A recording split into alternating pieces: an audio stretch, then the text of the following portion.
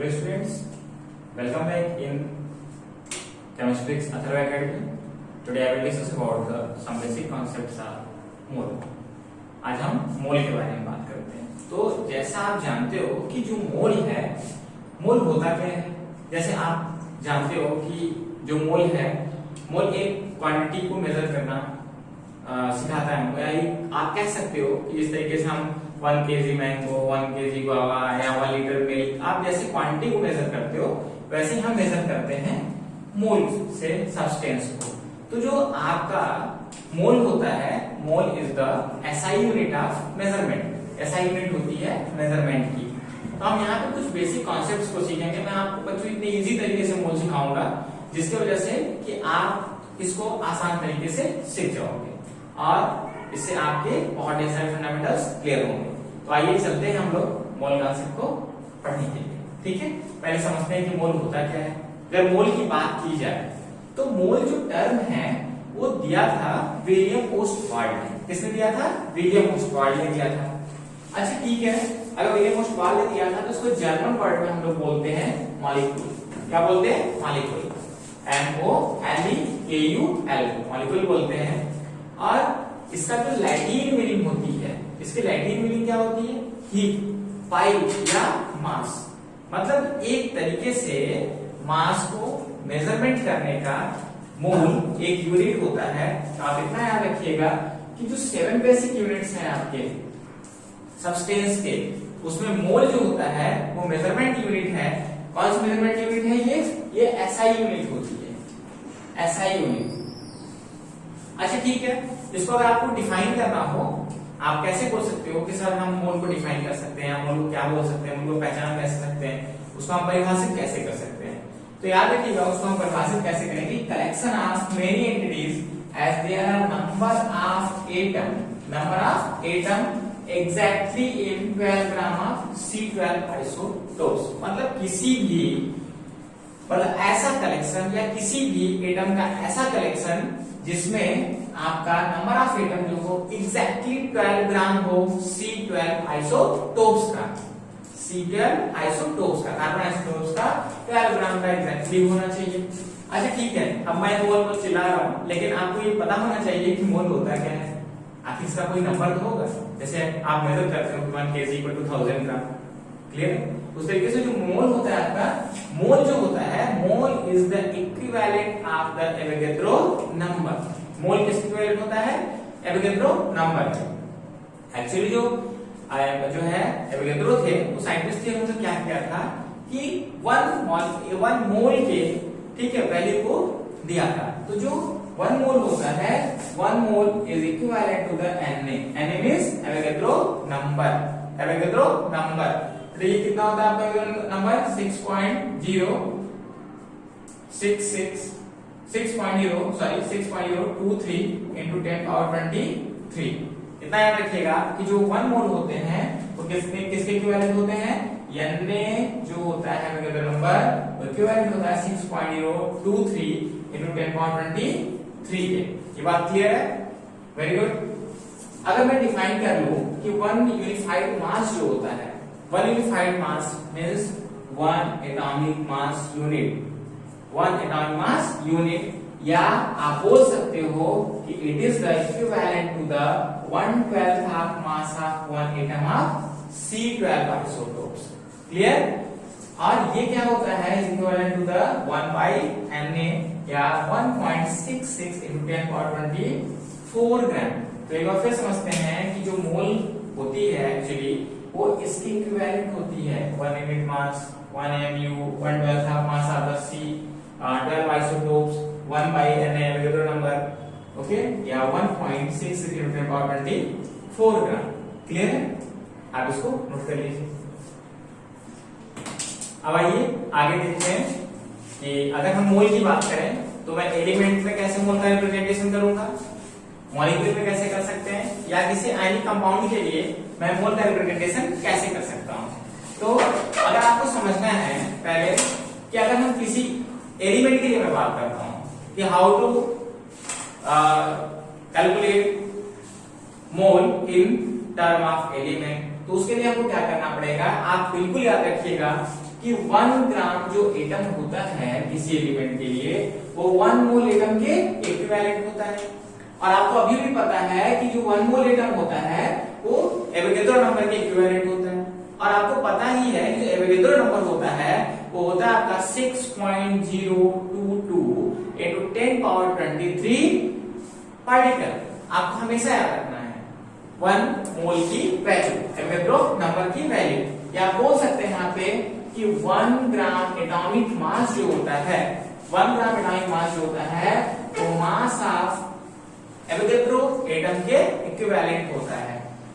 ये बेटा जो हम यहाँ पे रिप्रेजेंट किया है mass of Avogadro number of atom, ये किसमें है? ग्राम। किसमें है? ग्राम में। फिर देखते हैं कि अगर हमको कैलकुलेट करना होगा किसी एलिमेंट के लिए कि हम कैसे कैलकुलेट करेंगे मोल को। तो अगर आपको फाइंड करना है कि मोल ऑफ एटम, तो इसके लिए आपको सीधा करना है कि जो मास दिया होगा आपका, जो गिवन मास होगा उसको हम लोग मोलर मास से डिवाइड कर देंगे। मोलर मास ये आप ले सकते हो यहाँ पे, ठीक है, एटम जो है आप यहाँ पे एटॉमिक, ठीक है, मास ले सकते हो यहाँ पे, ठीक है, यहाँ पे आप ग्राम एटॉमिक मास ले सकते हो, ठीक है।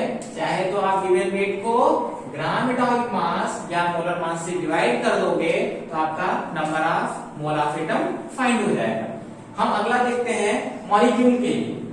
क्या मॉलिक्यूल्स में कैसे फाइंड करेंगे नंबर ऑफ मोल को? उसके लिए हमको क्या करना है कि 1 ग्राम मॉलिक्यूल जो होता है वो 1 मोल ऑफ मॉलिक्यूल के इक्विवेलेंट होता है। फिर आप बोल सकते हो कि आपके एवोगैड्रो नंबर के बराबर होता है। आपको हमेशा याद रखना है कि कोई भी मोल हो वो एवोगैड्रो नंबर के इक्विवेलेंट होगा। Avogadro number in the sense आपको मैं बार बार बोल रहा हूं कि 6.022 into 10 power 23 के इक्विवेलेंट होगा। तो यहाँ पे हम क्या कर सकते हैं, दूसरा कॉन्सेप्ट मैं बोल सकता हूँ कि जो ग्राम मॉलिक्यूलर मास होता है इसको हम स्टार्ट में बोलते हैं GMM, ठीक है। ये किसके इक्विवेलेंट होता है? Na मॉलिक्यूल के, मास ऑफ Na मॉलिक्यूल के, किसमें? ग्राम में, ठीक है। तो हम जो मोल है किसी भी मॉलिक्यूल का मोल कैसे कैलकुलेट करेंगे? सीधा करना है आपको कि जो मास दिया हुआ होगा, जो गिवन वेट दिया होगा सब्सटेंस का, उसको हम लोग क्या करेंगे, उसको हम मोलर मास से या ग्राम मॉलिक्यूलर मास से डिवाइड कर देंगे तो आपका क्या कैलकुलेट हो जाएगा? मोल। किसके लिए? हमेशा याद रखिएगा ये हमने निकाला है मॉलिक्यूल के टर्म में। देखिए हम यहाँ पे देखते हैं अगर कोई आयनिक कंपाउंड होता है आपका, ठीक है, आयनिक स्पीशीज है और उसमें नंबर ऑफ मोल पूछता है आपसे, तो आप कैसे निकालोगे कि 1 gram formula unit is equivalent to the 1 mole of formula unit या Avogadro number of formula unit. तो यहाँ पे 1 ग्राम जो फार्मूला मास होगा वो किसके इक्विवेलेंट होगा? आपका Na फार्मूला, ठीक है, यूनिट के, लेकिन किसमें? हमेशा रखिएगा ग्राम में। तो हम कैलकुलेट कैसे करेंगे आयनिक कंपाउंड के या आयनिक स्पीशीज के नंबर ऑफ मोल को? इस फार्मूला को यूज करके आप कैलकुलेट कर सकते हो। यहाँ पे भी सेम एज करना है कि जो गिवन मास होगा, दिया हुआ जो आपका मास होगा उसको हमको जो है मोलर मास से या फिर आप इसको क्या करोगे, ग्राम फार्मूला मास से डिवाइड कर दोगे तो मोल ऑफ फार्मूला यूनिट पता चल जाएगा। लेकिन आप इसको लिख लो, लेकिन आपके लिए थोड़ा मुझे लगता है डिफिकल्ट होगा। इसके लिए मैं आपको शॉर्टकट ट्रिक बताता हूँ जो बहुत ही कन्वीनियंट होगा और आसानी से आप कर सकते हो। देखिए हम देखते हैं अभी तक तो हमने एलिमेंट के लिए, मॉलिक्यूल्स के लिए और आयंस के लिए बात की। अब अगर मैं इसको समराइज करूं कि जो मोल होता है वो किसके इक्विवेलेंट होता है, तो उसके लिए आप हमेशा याद रखिएगा कि जो 1 मोल होता है वो 1 ग्राम मॉलिक्यूल इक्विवेलेंट हो सकता है, 1 ग्राम एटम इक्विवेलेंट हो सकता है, या 6.022 into 10 power 23 इक्विवेलेंट हो सकता है, और या तो फिर आपके एवोगैड्रो नंबर के इक्विवेलेंट होगा। हमेशा याद रखना है आपको कि 1 mole is equivalent to the 1 gram molecule, 1 mole equal to the 1 gram atom, 1 mole equal to the 6.022 into 10 power 23 atom, या 1 mole is equal to the Avogadro number and A। तो देखिए अभी हमने आपको जो बताया है इतना कॉन्सेप्ट जो आप शायद कंफ्यूज हो गए होंगे, लेकिन आपको कंफ्यूजन को दूर करने के लिए मैं एक शॉर्टकट फार्मूला देता हूँ जिसको आप देख करके ही पहचान जाओगे, ठीक है। आप एक साथ उसको समराइज कैसे करोगे उसके लिए हम देखते हैं यहाँ पे। तो आपको याद रखना है यहाँ पे कि सपोज दैट आपके पास गिवन वेट दिया है, किसमें है? ग्राम में। कोई वेट दिया है ग्राम में और आपसे पूछ रहा है कि मोल कैलकुलेट करना है, ठीक है। तो आप क्या करोगे, इसको गिवन वेट जो दिया है, गिवन वेट को हम क्या करेंगे, मॉलिक्यूलर वेट से डिवाइड कर देंगे। क्या करेंगे, मॉलिक्यूलर वेट से डिवाइड करेंगे। या बच्चों याद रखिएगा कि मोल दिया हो और मोल से जो है आपसे पूछ रहा हो कि जो है ग्राम वेट कैलकुलेट करने के लिए, तो आप क्या करेंगे, जस्ट अपोजिट कर देंगे। गिवन जो मोल दिया है उसमें जो है आप मॉलिक्यूलर वेट से मल्टीप्लाई करोगे, मॉलिक्यूलर वेट से क्या करेंगे, मल्टीप्लाई करेंगे। क्लियर है क्या? अब नेक्स्ट क्वेश्चन अगर आपसे है कि अगर मोल दे रहा है, आपको क्या दे रहा है, मोल दे रहा है और आपसे एटम या मॉलिक्यूल जानना चाहता है, तो आप क्या करेंगे, अगर मोल दिया है और एटम या मॉलिक्यूल पूछ रहा है आपसे, तो आप वहां कुछ नहीं करेंगे, सीधे आप मल्टीप्लाई कर देंगे एवोगैड्रो नंबर से। या याद रखना बच्चों आप हमेशा कि व्हेन मोल आर गिवन और एटम या मॉलिक्यूल पूछ रहा है, आपसे जानना चाहता है, तो आप वहां पे मल्टीप्लाई कर दोगे 6.022 into 10 power 23 से। क्लियर है? इसकी का जस्ट अपोजिट कर देंगे। अगर एटम मॉलिक्यूल दे रहा है और आपसे मोल पूछता है, तो आप क्या करोगे, आप यहाँ पे याद रखना हमेशा कि अगर एटम मॉलिक्यूल दिया है और मोल जानना चाहता है, तो उसको हम डिवाइड कर देंगे किससे, एवोगैड्रो नंबर से। तो ये जो आपको हमने कॉन्सेप्ट बताया है, ये कॉन्सेप्ट आपको याद रखना है। तो मैं आपको कुछ क्वेश्चंस कराता हूं, आप इसको नोट कर लीजिए। आइए अभी हम लोगों ने जो कॉन्सेप्ट देखा है उसमें कुछ क्वेश्चन को ट्राई करते हैं। आपके सामने ये क्वेश्चन है, इसको हम लोग सॉल्व करने की कोशिश करते हैं। पहला क्वेश्चन है कि number of moles in 0.2 gram of hydrogen. यहां पे क्या है, ये गिवन वेट दिया है 0.2 ग्राम ऑफ हाइड्रोजन, तो इसको कैलकुलेट कैसे करेंगे। अभी आपको दिया है ग्राम वेट, क्लियर है, और क्या पूछ रहा है आपसे, यहाँ पे क्या फाइंड करना चाह रहा है, यहाँ पे नंबर ऑफ मोल। तो आप इस कॉन्सेप्ट से अगर देखेंगे तो जो ग्राम वेट है हमको मोल फाइंड करना है, तो हमको क्या करना पड़ेगा, मॉलिक्यूलर वेट से डिवाइड करना पड़ेगा। तो हम यहाँ पे कैसे कैलकुलेट करेंगे, याद रखिएगा कि नंबर ऑफ मोल इक्विवेलेंट क्या है, यहाँ पे गिवन वेट क्या है 0.2, और यहाँ ध्यान दीजिएगा कि हाइड्रोजन मॉलिक्यूलर फॉर्म में है, तो इसका मॉलिक्यूलर वेट क्या होगा, 2 हो जाएगा। तो आंसर कितना आएगा, अगर आप इसको कैंसिल आउट करते हो तो 0.1 मोल आता है। हो गया क्या, इस कॉन्सेप्ट से गिवन वेट दिया था, मोल पूछ रहा था, तो मैंने क्या किया, यहाँ पे मॉलिक्यूलर वेट से डिवाइड किया है। अगला एग्जांपल हम देखते हैं। क्वेश्चन पूछ रहा है number of molecule in 98 milligram of sulphuric acid. यहाँ पे 98 मिलीग्राम दिया हुआ है, ग्राम नहीं है, मिलीग्राम, जिसको हम ग्राम में कन्वर्ट करेंगे। अगर आप इसको ग्राम में कन्वर्ट करते हो तो क्या आ जाएगा, 98, ध्यान दीजिएगा 98 इंटू 10 पावर -3 ग्राम। क्लियर है, ये मिलीग्राम को हमने ग्राम में कन्वर्ट किया। अब देखते हैं H2SO4 का मॉलिक्यूलर वेट फाइंड करते हैं।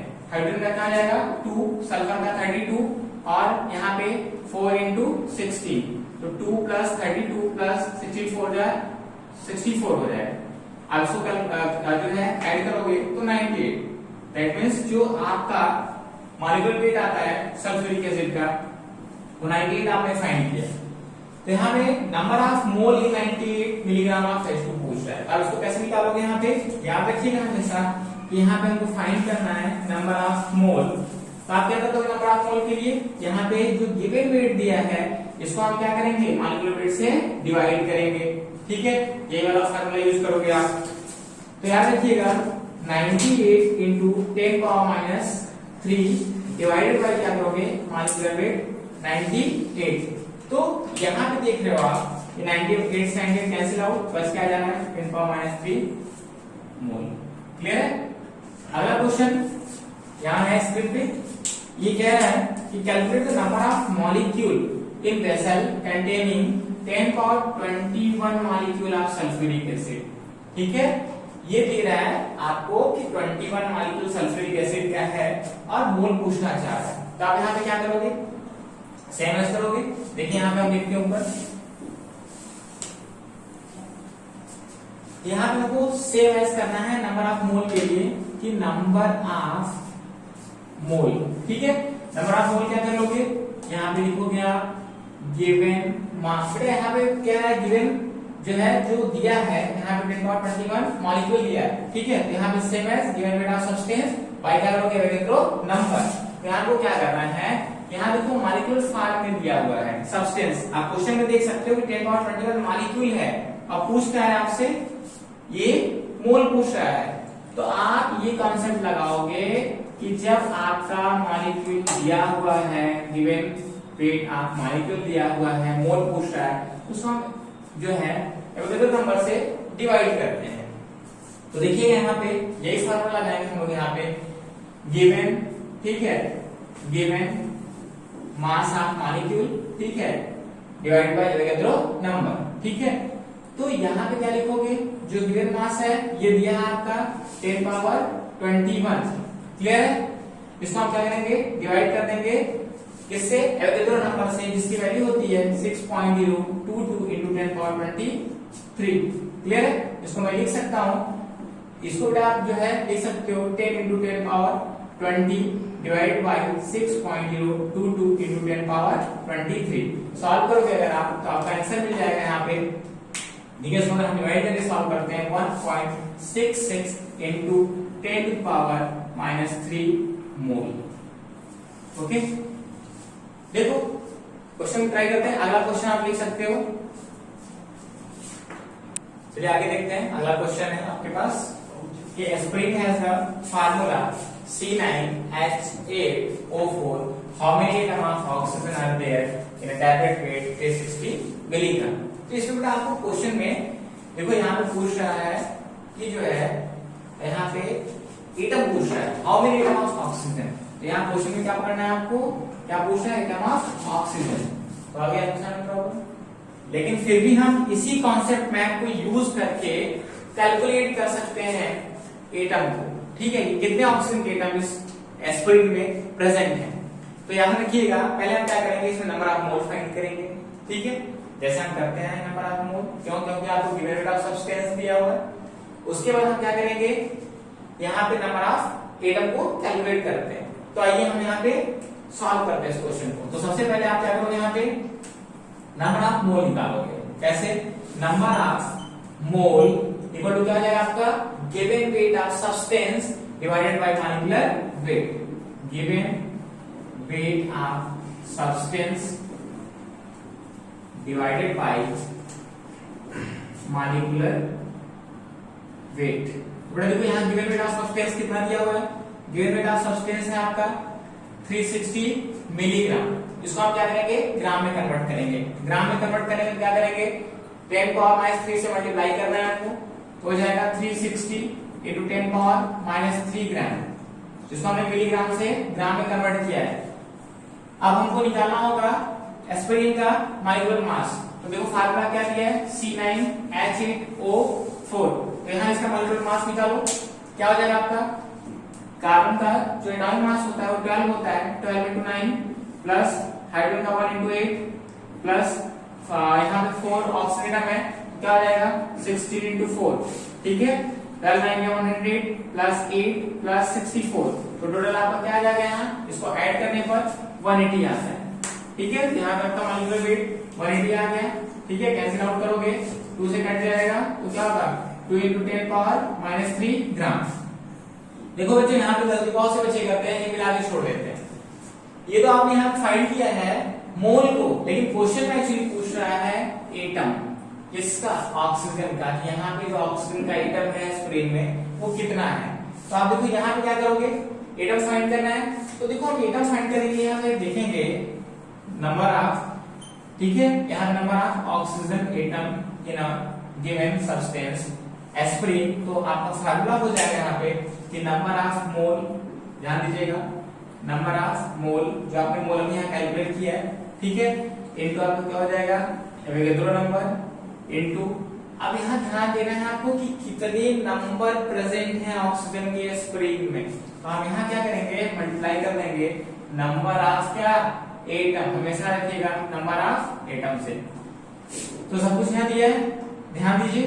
यहाँ पे देखिए नंबर ऑफ मोल क्या है, यहाँ दिया number of mole 2 into 10 power -3, हम लोगों ने कैलकुलेट किया है। तो नंबर आपको पता है 6.022 into 10 power 23, very good. Number of atom oxygen का।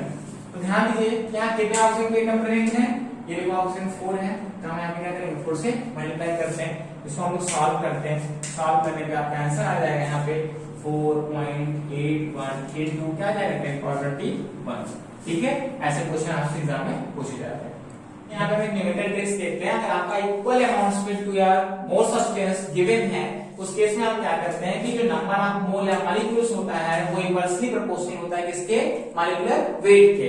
ठीक है, इसको आप ध्यान दीजिएगा और हम यहाँ पे कुछ इस जो है ट्रिक पर क्वेश्चन कर लेते हैं। जैसे यहाँ दे रहा है कि which contain maximum number of molecule, बेटा मैक्सिमम नंबर ऑफ मॉलिक्यूल पूछ रहे हैं आपसे, तो हम यहाँ पे देखेंगे कि जो मैक्सिमम नंबर ऑफ मॉलिक्यूल होगा उसको हम कैसे निकालेंगे, नंबर ऑफ मॉलिक्यूल उसमें ही ज्यादा होगा, इसका मॉलिक्यूलर वेट कम होगा। ठीक है, जिसमें सबसे कम मॉलिक्यूलर वेट किसका है, देखिए अगर इसका निकालते हैं तो क्या हो जाएगा मॉलिक्यूलर वेट, नाइट्रोजन मॉलिक्यूल है इसका 28 हो जाएगा, इसका आपका 32 हो जाएगा, अमोनिया क्या होगा 17 होगा। इसको ध्यान रखिएगा, इसका मॉलिक्यूलर वेट कितना आ रहा है 28, इसका आ जाएगा 32, इसका कितना आ रहा है 17, 14 + 3 17, और सेम की कोई बात ही नहीं होती है। आप देखिए यहाँ पे मॉलिक्यूलर वेट किसका कम है, NH3 का, तो ऑप्शन क्या सही हो जाएगा यहाँ पे, option third will be correct, मतलब अमोनिया में मैक्सिमम नंबर ऑफ मॉलिक्यूल्स होंगे।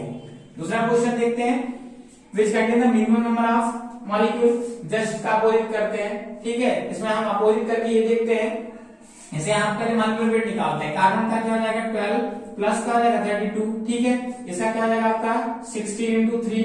ठीक है, इसका क्या होगा 32 प्लस का है आपका, यहाँ पे ऑक्सीजन है 2, तो क्या लिखेंगे 32, देखो यहाँ क्या हो जाएगा आपका 64 हो गया, यहाँ पे क्या हो जाएगा 48 हो जाएगा, यहाँ क्या हो जाएगा आपका, ठीक है यहाँ पे हो जाएगा 44। तो यहाँ मैक्सिमम नंबर ऑफ, ठीक है मैक्सिमम नंबर ऑफ जो या सबसे ज्यादा जिसका मॉलिक्यूलर वेट है वो किसका है, सल्फर डाइऑक्साइड का। तो सल्फर डाइऑक्साइड का मॉलिक्यूलर वेट ज्यादा है, तो उसमें क्या होंगे मिनिमम नंबर ऑफ मॉलिक्यूल होंगे। क्लियर है, अगला देखते हैं हम यहाँ पे which contain minimum number of atom, same concept लगाना है आपको, यहाँ पे मिनिमम नंबर ऑफ एटम पूछ रहा है तो मिनिमम नंबर ऑफ एटम उसी में होंगे। ठीक है, इसका क्या होगा आपका मॉलिक्यूलर वेट ज्यादा होगा। तो ना यहाँ सोडियम में मॉलिक्यूलर वेट क्या होगा 23 होगा सोडियम का, हाइड्रोजन का 1 हो जाएगा, और Fe का देखते हो आप यहाँ पे आपका क्या हो जाएगा Fe का सबसे ज्यादा होगा, क्योंकि सबका में इसके रिस्पेक्ट जो है ठीक है Fe का ज्यादा होगा, तो option third will be correct Fe। Clear है क्या? ठीक है, अब देखिए हम ऐसे ही ट्रिक्स और न्यूमेरिकल की बात करते रहेंगे। ठीक है, हम आते हैं इसको अगले पार्ट में लेकर के। ठीक है, तब तक के लिए आप इसको लिख सकते हैं, इसका स्क्रीनशॉट लीजिए और लाइक कीजिए और सब्सक्राइब कीजिए ताकि आपको आगे ऐसे वीडियो मिलते रहे। ठीक है, thank you, all the best.